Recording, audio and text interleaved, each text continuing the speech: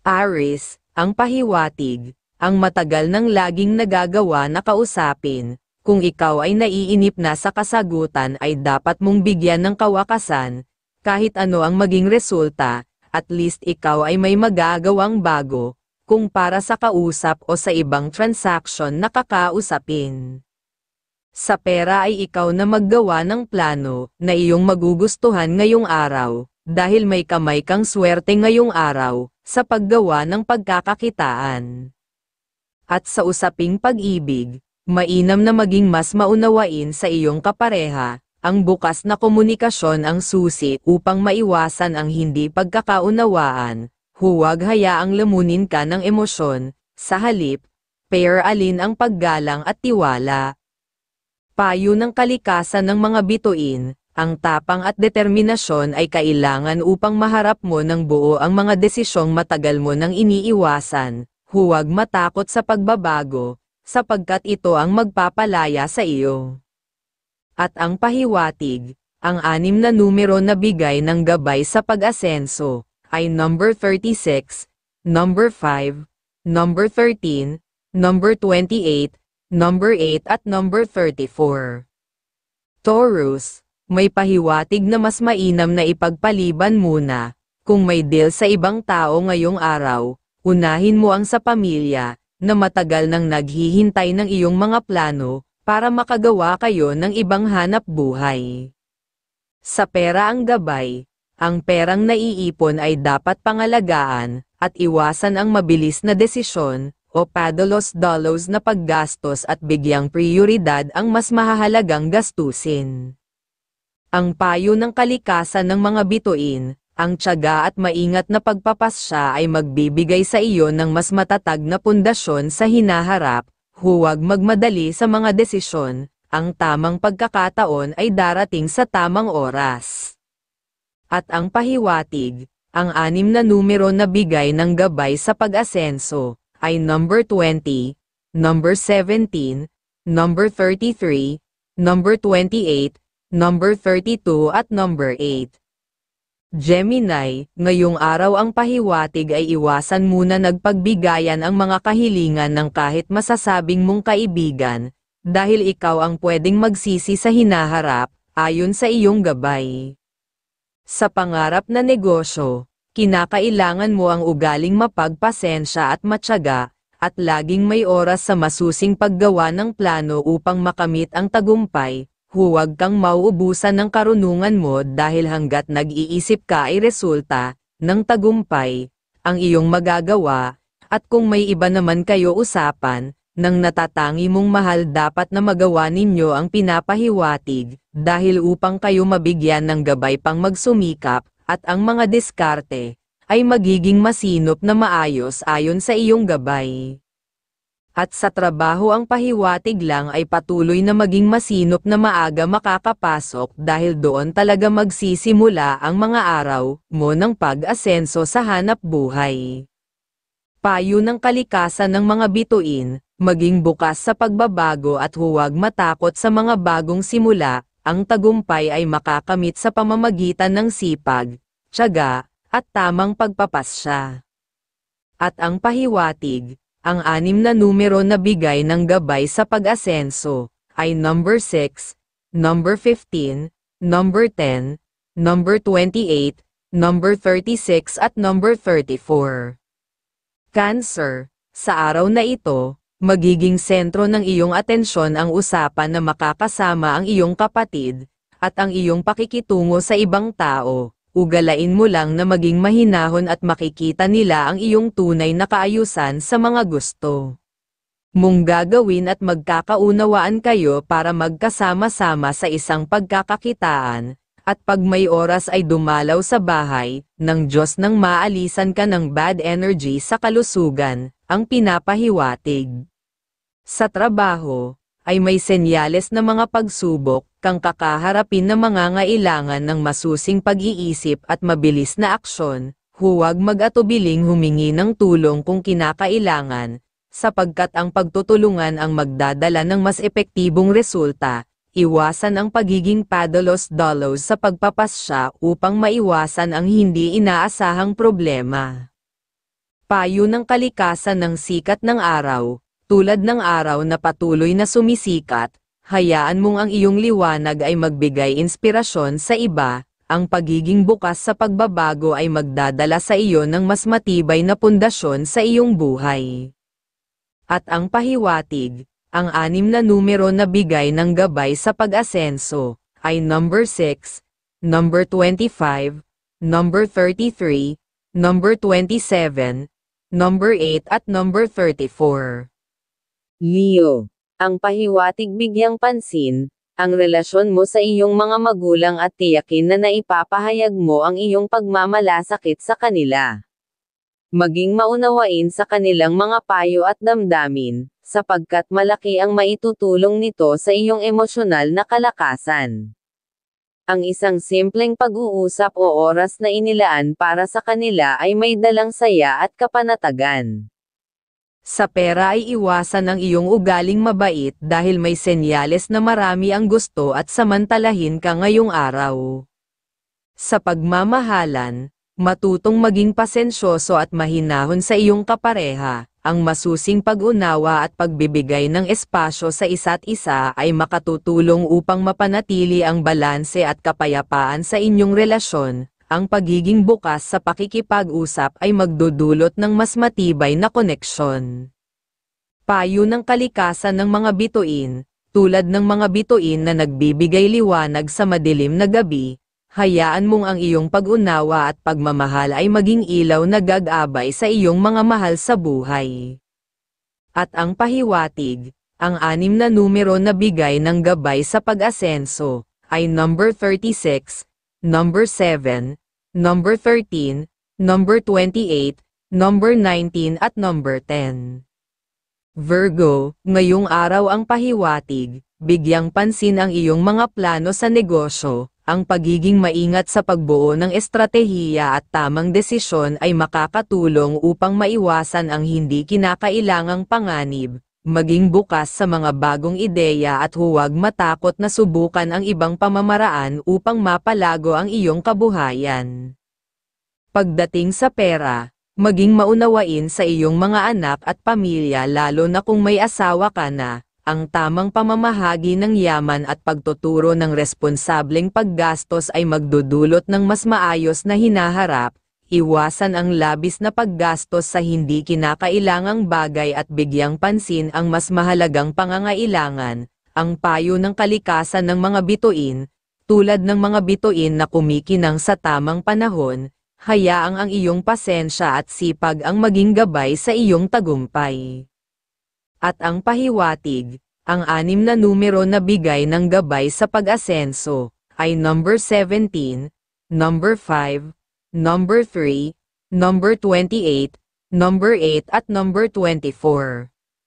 Libra, ang pahiwatig ngayong araw ay iwasan muna makagawa ng deal sa malayong usapan na lugar at trabaho. May mga pagsubok na darating sa iyong profesional na buhay, ngunit sa pamamagitan ng diplomasya at maingat na pagpapasya, mapapanatili mo ang balanse. Huwag magpadalos-dalos sa mga desisyon, lalo na sa mga may kaugnayan sa mahahalagang proyekto.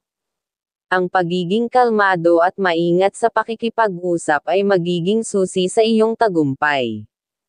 Pagmamahalan, sa iyong relasyon, mahalagang bigyang pansin ang komunikasyon. May mga bagay na hindi dapat ipagwalang bahala upang mapanatili ang harmonya sa inyong pagsasama. Kung may hindi pagkakaunawaan, iwasang pair-alin ang pride, mas mainam na lutasin ito ng may bukas na puso at isipan. Ang payo ng kalikasan ng sikat ng araw, tulad ng araw na nagbibigay liwanag sa dilim, maging bukas sa bagong pananaw upang matunton ang tamang landas. At ang pahiwatig, ang 6 na numero na bigay ng gabay sa pag-asenso, ay number 16, number 20, number 32, number 28, number 8 at number 42. Scorpio, may pinapahiwatig, ay labya na maging mapagmasid at maging maingat, sa pakikipag-usap at paglagda ng anumang kasunduan, may posibilidad na may mga taong hindi ganap na tapat sa kanilang mga ipinapangako. Basahin at suriing mabuti ang mga detalye bago pumayag sa anumang kasunduan upang maiwasan ang pagsisisi sa huli.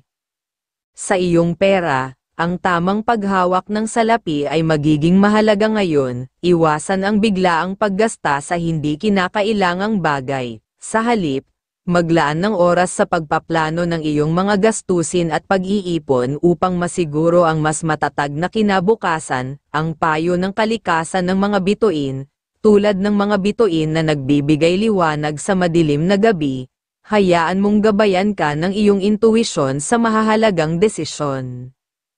At ang pahiwatig, ang 6 na numero na bigay ng gabay sa pag-asenso, ay number 21, number 5, number 19, number 32, number 8 at number 14. Sagittarius, ang pahiwatig kung may plano, kayo ng pamilya, na makagawa ng bakasyo ay mas mainam na may tuloy dahil mas gaganda ang swerte sa iyong buhay. At tahanan, may dalang positibong enerhiya ang araw na ito para sa iyong tahanan. Maaring may pagkakataon kang ayusin ang ilang hindi pagkakaunawaan sa pamilya o gawing mas maaliwalas ang inyong tahanan. Ang pagpapakita ng malasakit at paglalaan ng oras sa mga mahal sa buhay ay magpapalakas ng inyong samahan. Sa iyong trabaho, isang oportunidad ang maaaring dumating sa iyong karera. Ngunit kakailanganin mong ipakita ang iyong dedikasyon at kakayahan, maging handa sa anumang hamon at ipakita ang iyong tiwala sa sarili. Ang pagsisikap ngayon ay magbibigay ng magandang resulta sa hinaharap, at ang payo ng kalikasan ng mga bituin, tulad ng mga bituin na kumikislap sa kalangitan, hayaang magningning ang iyong determinasyon upang maabot ang iyong mga pangarap. At ang pahiwatig, ang 6 na numero na bigay ng gabay sa pag-asenso, ay number 2, number 15, number 23, number 20, number 37 at number 40. Capricorn, ang pahiwatig sa usaping trabaho at negosyo. Ito ang tamang panahon upang mas pagtuunan ng pansin ang iyong mga pangarap na nais mong maabot, pero ingatan mo naman ang magbigay ng pagtitiwala sa mga usapan na malayo ngayong araw, dahil gastos sa iyo na pwedeng magbigay ng ikakahina ng iyong kalusugan, ang pinapahiwatig. At kung may bagong nababanggit ang kapamilya, ay pag-aralan mo ang bawat oportunidad at huwag kang mag-atubili na tumulong, o paghingi ng payo na mula sa iyo na maramaing ng karanasan, at ang pagiging masinop at maingat sa iyong mga desisyon ay magdadala sa iyo sa mas matibay na pundasyon ng tagumpay. Payo ng kalikasan ng liwanag ng buwan, tulad ng buwan na may iba't ibang yugto, ang tagumpay ay hindi agad-agad dumarating. Mahalaga ang tiyaga at pagtutok sa iyong layunin. Hayaan mong ang iyong pangarap ay lumago sa tamang panahon, tulad ng isang punong itinanim sa matabang lupa. At ang pahiwatig, ang 6 na numero na bigay ng gabay sa pag-asenso, ay number 26, number 23, number 31, number 10, number 17 at number 2. Aquarius, ngayong araw, ang tamang panahon upang tapusin ang mga usap-usap ng ibang kausap, hayaan mo sila mag-isip, kung ano kanilang iisipin basta alam mong nasa tama kang sitwasyon, ayon sa iyong gabay, at yung pa ang isang pahiwatig ay huwag mo nang ipagpapaliban, ang bagay na matagal mo nang nais tapusin, mas mapapalaya mo ang iyong sarili at mabibigyan ng bagong simula ang iyong mga bagong gustong magawa pa para sa ikakaunlad ng pamilya o pamumuhay. Sa larangan ng pag-ibig, ang pangunawa at maayos na komunikasyon ang susi sa isang mas matibay na relasyon. Iwasan ang hindi kinakailangang alitan, lalo na sa mga bagay na may madaling solusyon. Mas mainam ang pagbibigay ng espasyo at pagpapahalaga sa damdamin ng isa't isa upang mapanatili ang harmonyang inyong hinahangad. Ang payo ng kalikasan ng mga bituin, ang mga bituin ay kumikislap sa kanilang sariling oras at liwanag. Gamitin ito bilang inspirasyon, hayaan mong ang bawat desisyon mo ay magningning sa tamang panahon, ang pagsuko sa takot at pangamba ay daan patungo sa panibagong simula.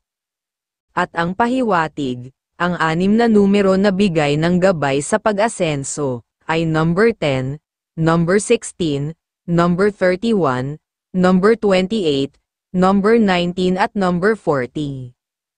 Pisces, ayon sa iyong gabay, ang matagal mo ng deal ay mas mainam na ipagpaliban sa araw na ito, hindi naaayon sa iyong katawan, ang daloy ng swerte. Kaya huwag mong pilitin ang isang bagay na maaaring magdulot ng hindi ka nais-nais na resulta, mas mainam pa na gumawa kayo ng pamamasyal ng minamahal, at gaganda pa ang aura ng swerte sa inyong dalawa, ang pinapahiwatig.